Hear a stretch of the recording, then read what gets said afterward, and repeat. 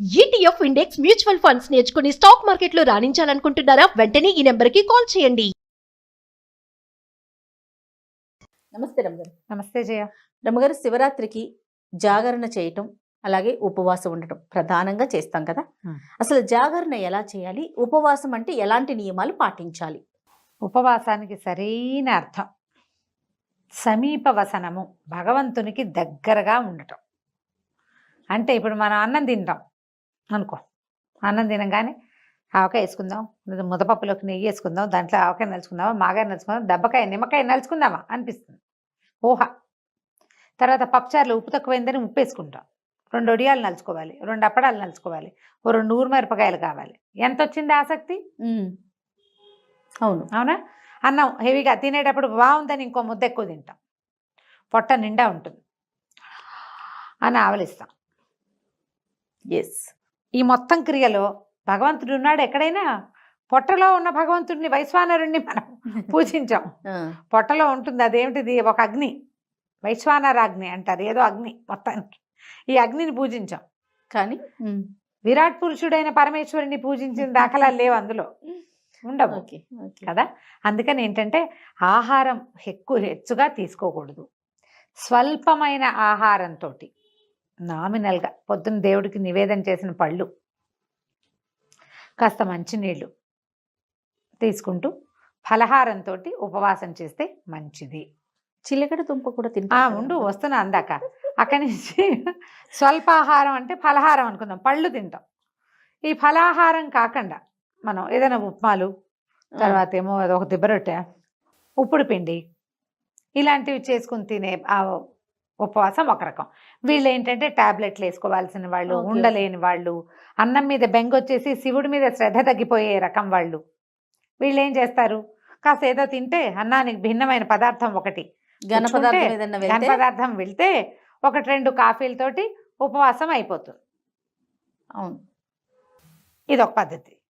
పొద్దున్నుంచి సాయంకాలం దాకా అభిషేకాల్లో వాట్లల్లో ఉండే వాళ్ళకి మంచి తీర్థం తప్పిస్తే ఇంకా ఏమీ అక్కర్లేదు. రోజంతా శివనామస్మరణ చేసేవాళ్ళు, వాళ్ళకి అవసరం లేదు. ఖాళీగా ఉంటారు, ఆఫీసుల్లో పని చేసుకుంటూ, ఇంట్లో పిల్లల జల్లాలను చూసుకుంటూ, రకరకాల ఇంటి పనులు చేస్తూ, బిజినెస్ వ్యవహారాలు చూసుకుంటూ కూడా మనం ఉపవాసం చేయాలి అంటే అలా ఉండలేకపోతాం. అవును. పైగా మనకి బ్రేక్ఫాస్ట్కి టైము, లంచ్కి టైము, ఈవినింగ్ స్నాక్కి టైం, ఆ టైములు బ్రెయిన్లో ఫిక్స్ అయిపోయి ఉంటాయి. అది ఫిక్స్ ఇట్లా కొడుతూ ఉంటుంది. మిగిలిన వాళ్ళు తింటారు కొంతమంది అయినా. మనం నాకు ఉపవాసం అని చెప్పాలంటే కొంచెం ఇదిగా ఉంటుంది. ఏదో ఒకటి తిని ఉన్నామనుకో, మనకు కూడా దాని మీద ధ్యాస పోతూ ఉంటుంది. అందుకని కొంచెం ఏదైనా తినాలంటే చిలకడ దుంపలు లాంటివి తీసుకోవచ్చు, దాన్ని ఉడికించి తీసుకోవచ్చు. ఉప్పు అది ఉండదు. ఇప్పుడు ఉప్మా చేసుకున్నాము, ఉప్పుడు పిండి చేసుకున్నాము అంటే అందులో ఏమిటి, ఖచ్చితంగా ఉప్పు ఉంటుంది, నూనె ఉంటాయి. ఇప్పుడు మనం అలా కాకుండా చిలకడ దుంప జస్ట్ కందమూలం కదా, అదే భూమిలోంచి వచ్చింది, దాన్ని కాల్చి లేదా ఉడికించి, ఇక ఏమీ లేదు, దాన్ని అలాగే ఒలుచుకుని తింటే పండు తిన్నట్టే, అంతే. ఉడికిస్తాం కానీ ఉప్పు వేయం. అది కూడా కొంచెం సాల్ట్ లాస్ అయ్యేవాళ్ళు, వీక్నెస్ వచ్చేవాళ్ళు, వాళ్ళకి బాగుంటుంది. అది కూడా తీసుకోవచ్చు. ఫలరసాలు తీసుకోవచ్చు, కొబ్బరి నీళ్ళు తీసుకోవచ్చు. మజ్జిగ కొన్ని చోట్ల పనికిరాదంటారు, కొన్ని చోట్ల మజ్జిగ ఉపవాసానికి పనికొస్తుంది. మజ్జిగ పనికిరాదు, అది అన్నంతో పాటు తీసుకునేది అని ఒక సిద్ధాంతం ఉంది. మన ప్రాంతాల వారీగా దాన్ని మార్చుకోవచ్చు మనం. అదేలేండి, మన ప్రాంతాల్లో మజ్జిగ పనికొస్తుంది అనుకోండి, పుచ్చుకోండి.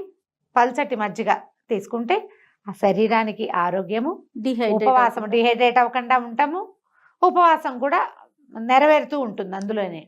అయితే ఏంటంటే ఈ ఉపవాస నియమము అస్సలు ఉండలేని వాళ్ళు, ఆహారం అత్యవసరమైన వాళ్ళు, వీళ్ళు కూడా మేము ఉపవాసం ఉండాలండి అంటే ఒక చిన్న సూక్ష్మం.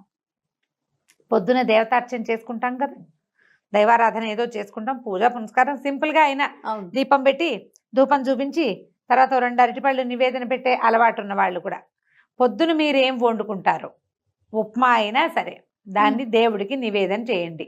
ఓకే. అన్నాన్ని మీరు పెట్టుకున్నటువంటి పప్పు, కూర, చారు, ఆ పదార్థాలతో పాటుగా నివేదన చేయండి, చూపించండి దేవుడికి. ఆ నివేదన చేసింది ప్రసాదం అనబడుతుంది. అన్నం అనకూడదు ఇంకా దాన్ని. ఓకే. ప్రసాదాన్ని తీసుకోండి. ఆరోగ్యం సరిలేని వాళ్ళు, కడుపుతో ఉన్న వాళ్ళు కూడా చేయొచ్చేది ఉపవాసమే. అది ఉపవాస నియమాలు, ఇది ఒక సూక్ష్మం. ఈ నివేదన చేయబడని ఏ వస్తువుని తినద్దు. మధ్యాహ్నం బిస్కెట్లు, సాయంకాలం చాక్లెట్ నోట్లో వేసుకోవటాలు అవి చేయొద్దు. కాఫీ, టీ, పాలు, మజ్జిగ ఈ 4టికి ఎగ్జంప్షన్. ఘనమైన ఏ పదార్థమైనా సరే పొద్దున నివేదన చేసే తీసుకోండి. సాయంకాలం కూడా దేవుడికి చూపించిన పళ్ళు తీసుకోవచ్చు. మీరు పొద్దున అన్నము తినేస్తారు, రాత్రికి పళ్ళు తింటారు, ఉపవాసం సరిపోతుంది. ఓకే. ఎవరైనా ఏదైనా ఆఫర్ చేస్తే తీసుకోవద్దు.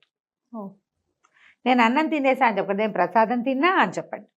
ప్రసాద భావనలో ఉండండి. ఉండాలి. ప్రసాదమే తీసుకుంటాం. దసరాల్లో ఒక సంవత్సరం చాలా తీవ్రమైన అనారోగ్యం చేసింది నాకు. కానీ నాకు ఉపవాస నియమం చేయడానికి వీల్లేదు. తప్పకుండా ఉపవాసం చేయాలనే ఉంది. మేము ఈ నియమం తీసుకున్నాం. మాకు ఒక పెద్దవారు బోధించారు ఇది. ఓహో. పొద్దునే నివేదన చేసేస్తావా, అన్నం కూర ఏం చేస్తావో అది కానిది మరమరాలు కూడా మరమరాల్లో ఒక కణం కూడా తీసి నోట్లో వేసుకోకూడదు. నివేదన చేసింది మాత్రమే పుచ్చుకోవాలి. సాయంకాలం నివేదన చేయండి, అది పుచ్చుకోండి, అంతే. బాగుంది. ఇలా చేయొచ్చు. దీంతో ఏ అభ్యంతరము లేదు. ఇంకొక చిన్న అనుమానం రమ్మగారు, మరుసటి రోజు కూడా ఈ ఉపవాస దీక్షను కొనసాగించాలా? కాదు. ఇవాళ రోజంతా ఉపవాసం ఉన్నామనుకో, మర్నాడు మధ్యాహ్నం భోజనం చేయొచ్చమ్మా, దాంట్లో ఏమీ లేదు. అయితే ఇప్పుడు మనం ఏకాదశి, ద్వాదశి చేయమా జయ? ఏకాదశి రోజంతా ఉపవాసం ఉంటాం కదా. అవును. ఏకాదశి నాటి జాగరణ చేసే విధానం కూడా ఉంది, ఇప్పుడు చేయట్లేదు మనం. అవును. ద్వాదశి నాటి పగలు భోజనం చేస్తాము. ద్వాదశి నాటి రాత్రి మళ్ళీ భోజనం చేయకూడదు. ఓహో. ద్వాదశి పారణ చేసి ద్వాదశి నాటి రాత్రి భోజనం చేయం. అలాగే శివరాత్రి మరుసటి రోజు మధ్యాహ్నం భోజనం చేస్తే రాత్రికి పలహారం చేయమనే చెప్తారు, అన్నం తినండి అని చెప్పరు. ఓకే అండి. ఓకే. అయితే దీంతో పాటు మనకి జాగరణ మీద అనుమానాలు. అవునండి. జాగారం చేయటం. ఇప్పుడు జాగరణ అందరూ చేయగలరా? మనం వేతన జీవులం కదా ఎక్కువ భాగం. అందరూ మర్నాడు పొద్దున పనికి వెళ్ళవలసిన వాళ్లే కదా. తెల్లవార్లు మెలకుగా ఉండగలిగే వాళ్ళు ఎవరుంటారో శివనామస్మరణతోటి దేవాలయంలోనో లేదా లింగోద్భవ కాలంలో అభిషేకాలు జరుగుతుంటే అభిషేకం ఇంట్లో చేయించుకునే వాళ్ళు, మఠంలోనో పీఠంలోనో దేవాలయంలోనో సామూహికంగా అర్చనలు జరిగే చోట ఉండేవాళ్ళు తెల్లవార్లు జాగరణ చేస్తారు. ఇళ్లలో కూడా కొంతమంది చేస్తారు జాగారం చేస్తే. అయితే జాగారానికి ఒక నియమం చెప్తారు. తెల్లవార్లు జాగరణ చేసిన వాళ్ళు మరుసటి రోజు పగలు పడుకోకూడదు. ఓహో.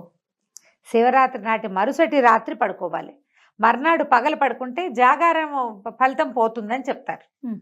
అయితే ఇప్పుడు అందరూ జాగరణ చేయలేరు కదా. ఇప్పుడు నీ బోటి నా బట్టి వాళ్ళు చేయరు. మర్నాడు పొద్దున్న షూట్ నన్ను కూడా కల్పేసుకుంటున్నారా? మరి నీ పొద్దున్నే షూట్ ఉండదు. ఓకే. నిన్ను కలుపుకోక తప్పదు కదా. మర్నాడు షూట్ ఉంది, నువ్వేం చేస్తావు? జాగారం చేస్తావా? అస్సలు చేయను రామ్ గారు. అందుకే చెప్పా. ఓకే. అందుకని మనం ఏం చేయొచ్చు, లింగోద్భవ కాలం వరకు మనం శివనామ స్మరణలో గడిపి అప్పుడు పడుకోవచ్చు. ఉండలేని వాళ్ళు తెల్లవారుసామున పడుకోవచ్చు. అది కూడా జాగరణ కిందకే లెక్కకు వస్తుంది. మనం లింగోద్భవ కాలం అయ్యాక 2 గంటలకు 1 గంట దాటిపోవాలి. 2 o'clockకి పడుకోవాలి. 2 గంటలకు పడుకుని మర్నాడు యథావిధిగా శివార్చన చేసుకుని యథావిధిగా భోజన కార్యక్రమాలు తీసుకోవచ్చు. పగలు పడుకోకూడదు, అది నియమంగా పెట్టుకోవాలి. శివరాత్రి మరుసటి రోజు పగలు పడుకుంటే ముందు రోజు నువ్వు 1 గంట దాకా మెలకుగా ఉండి శివనామస్మరణ చేసే ఫలితం కూడా పోతుందట. ఓకే. ఉండకూడదట, పడుకోకూడదు. పగలు నిద్ర మానేయండి, ఆరోగ్యానికి మంచిది. రమ్మగారు, జాగరణ, ఉపవాసం వీటితో పాటుగా శివనామ స్మరణను మాత్రం వదలకూడదు అంటారు కదా. వదలకూడదు. సామాన్యులు కూడా అనుకోవటానికి వీలుగా ఎలాంటి మంత్రం చెప్తారండి? పంచాక్షరి ఓం నమ శివాయ. శివాయన అసలు అంతకు మించింది ఉంది ఆ మహామంత్రం కదా. ఉపదేశం తీసుకుని మంత్ర పునశ్చరణ చేసుకోవటే అద్భుతం చేయాలి. ఉపదేశం లేకపోయినా కూడా మనం ఏ ఆకాలు రాసేటప్పుడు మొదటి రోజున అక్షరాభేదం ఓ నమః శివాయ రాయిస్తారు. మనం చదువుకోవచ్చు, అది చాలా చక్కగా చెప్పుకోవచ్చు. నా మాట ఏంటంటే ఈ మొత్తం చెప్పామా, చివరికి కన్క్లూడింగ్ పార్ట్ ఒకటి చెప్తా. చెప్పండి.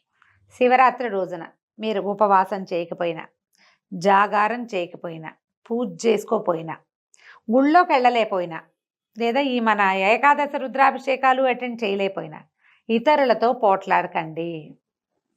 మీరు ఎవరితో మాట్లాడుతున్నారో, ఎవరితో కలిసి ప్రవర్తిస్తున్నారో వాళ్ళని శివుడుగా భావించండి. చాలు, అంతే. శివరాత్రి పూర్తిగా సక్సెస్ అయిపోతుంది. ఈ రోజున మీరు దుర్భాషలాడటము, పోట్లాడటము, అనవసరమైన వాదనలకు దిగటము, అక్కర్లేని వ్యవహారాలు చేయటము అది మాత్రం చేయబోకండి. ఈ పూజా విధానం అవన్నీ మనకి చేత కాకపోయినా ఓం నమ శివాయ, ఓం నమ శివాయ, ఓం నమ శివాయ అనుకున్నా జపిస్తూ ఉంటేనే, నిరంతరము జపిస్తూ ఉన్నా కూడా సరిపోతుంది. జపం కూడా చెయ్యము, మాకు ఇష్టం లేదు, మాకు చేత కాదు అనుకునే వాళ్ళు కనీసం పోట్లాడకండి. బాగుంది. ఈవేళ శివుడు భూమి మీద నడుస్తున్నాడు, మనకి ఎదురవుతాడు అన్న భావనతో పనిచేయండి, చాలా బాగుంటుంది జీవితం. సూపర్ రమ్మగారు. నమస్తే. నమస్తే.